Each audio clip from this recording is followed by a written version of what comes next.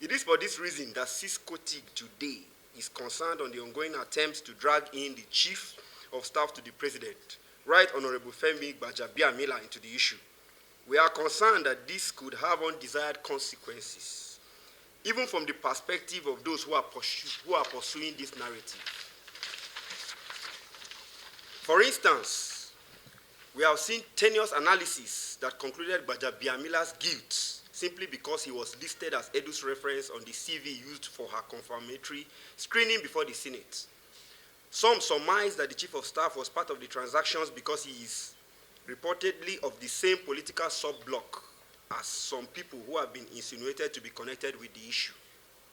These conjectures have been made to gain ground even though those behind them are aware that they do not have the facts to back up these claims.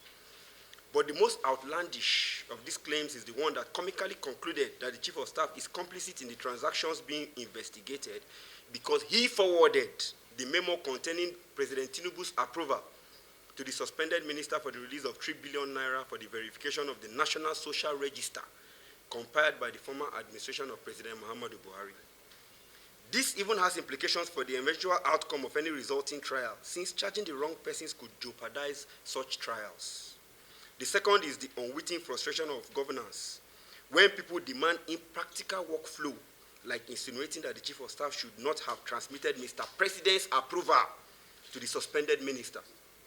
Consequently, the Civil Society Coalition for Transparency in Governance, COS, is urging Nigerians to resist the temptation of reducing the investigation of the humanitarian affairs and poverty alleviation into a reality show that would only serve entertainment purposes. This is a serious matter as it affects the well-being of the vulnerable and the poorest of the poor amongst us, whose welfare must on no condition be diverted for the selfish use of a few individuals. We as Nigerians must also not lend ourselves to becoming part of a lynch mob, deployed for settling political scores by conducting media trials that declare people guilty, even when they have not established that they were part of the problems we are addressing.